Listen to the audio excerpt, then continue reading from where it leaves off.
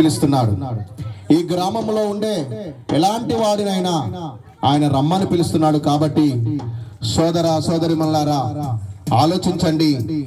మరి దేవుడు మిమ్మల్ని రమ్మని పిలుస్తున్నాడు అంటే మిమ్మల్ని ప్రేమిస్తున్నాడు. దేవుడు ప్రేమిస్తున్నాడు. దేవుడు ప్రేమిస్తున్నాడు.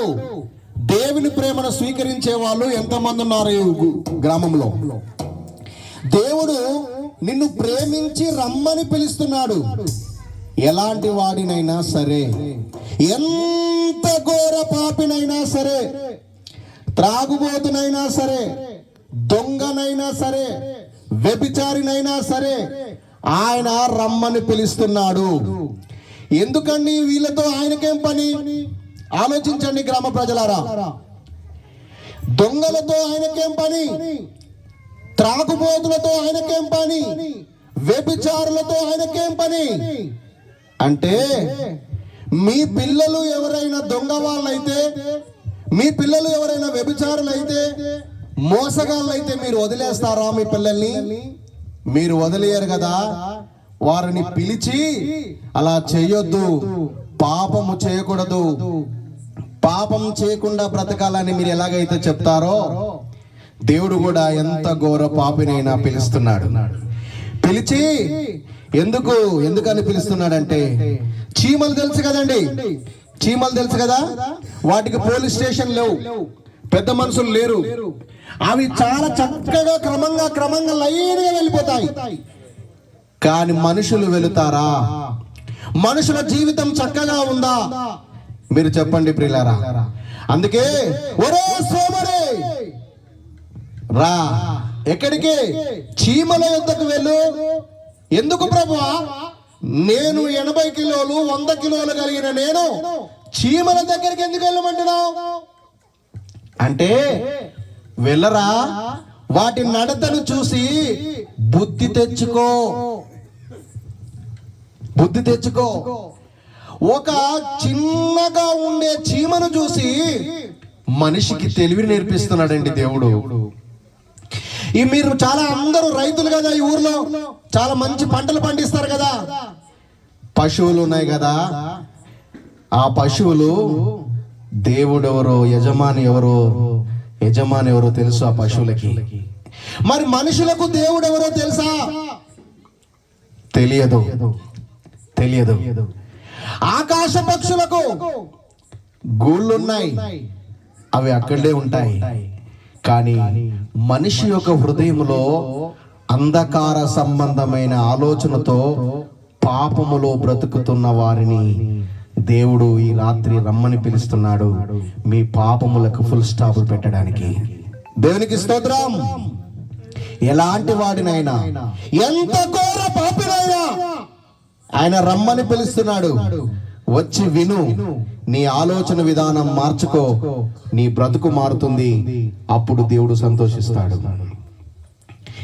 ఎంత ఘోర పాపినైనా రమ్మని పిలుస్తున్నాడు. ఘోర పాపినైనా రమ్మంటున్నాడు దేవుడు. మీరు చేసే పాపము వదిలి దైవ సన్నిధిలో జీవించండి. ఎంత ఘోర పాపినైనా రమ్మంటున్నాడు దేవుడు. సన్నిధిలో జీవించండి. ఎంత ఘోర పాపినైనా రమ్మంటున్నాడు దేవుడు. మీరు చేసే పాపము వదిలి దైవ సన్నిధిలో జీవించండి. ఎంత ఘోర పాపినైనా రమ్మంటున్నాడు దేవుడు. నీవు చేసే పాపము వదిలి దైవ సన్నిధిలో జీవించండి. చెప్పండి.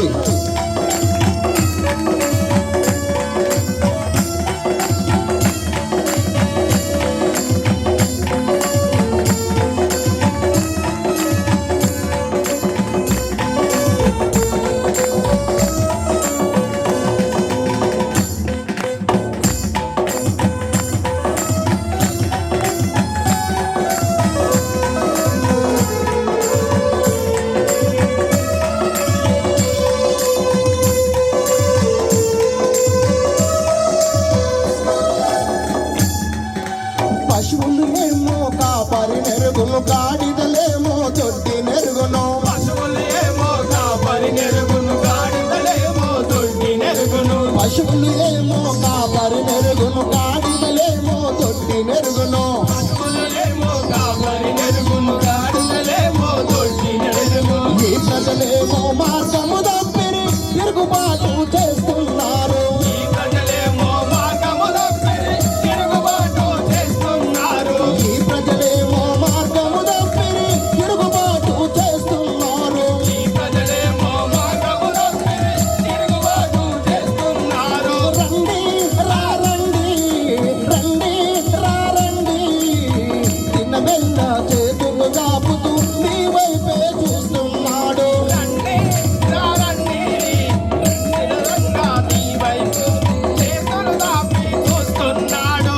ఎంత ఘోర పాపినైనా రమ్మంటున్నాడు దేవుడు. మీరు చేసే పాపం వదిలి దైవ సన్నిధిలో జీవించండి. ఘోర పాపినైనా రమ్మంటున్నాడు దేవుడు.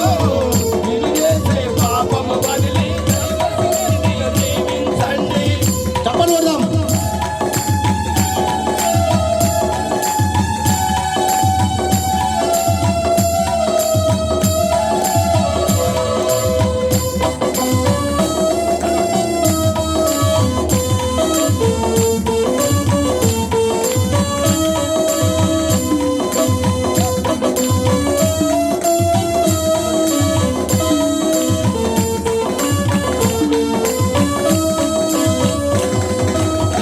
చిమలేమో మార్గము నెరుగును, ఆకాశ కొంగలు కాలము నెరుగును. చీమలేమో మార్గము నెరుగును, ఆకాశ కొంగలు కాలము నెరుగును. చిమలేమో మార్గము నెరుగును, ఆకాశ కొంగలు కాలము నెరుగును. చీమలేమో మార్గము నెరుగును, ఆకాశ కొంగలు కాలము నెరుగును. రండి రండి, లోబడనొల్లని ప్రజల కోసమే తలుపు తట్టుచున్నాడు యేసు. రండి రండి రండి రండి, లోబడనొల్లకు తలుపు తట్టుచున్నాడు యేసు. ఎంత ఘోర ఎంత ఘోర ఎంత ఘోర పాపినైనా రమ్మంటున్నాడు దేవుడు. మీరు చేసే పాపం వదిలి దైవ సన్నిధిలో జీవించండి. ఎంత ఘోర పాపినైనా రమ్మంటున్నాడు దేవుడు. నీవు చేసే పాపము వదిలి దైవ సన్నిధిలో జీవించండి. చెప్పండి కొడదాం.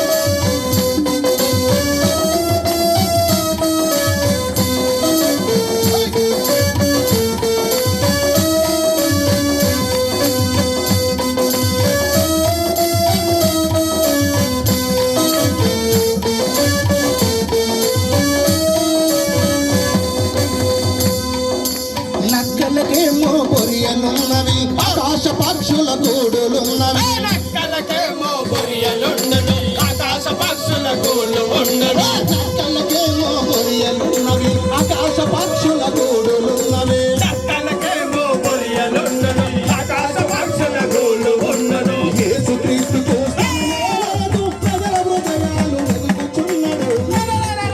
స్థలమే లేదు, ప్రజల హృదయాలు వెతుకుచున్నడు. యేసుక్రీస్తుకు స్థలమేలేదు, ప్రజల హృదయాలు వెతుకుచున్నడు.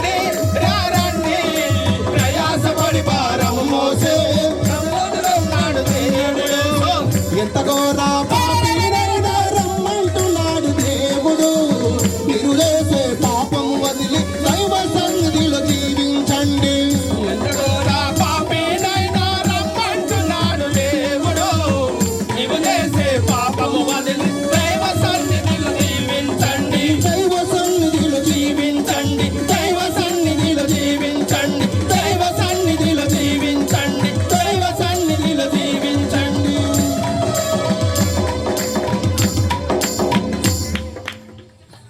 దేవునికి స్తోత్రం, హల్లెలూయా, దేవునికి స్తోత్రం. హల్లెలూయా.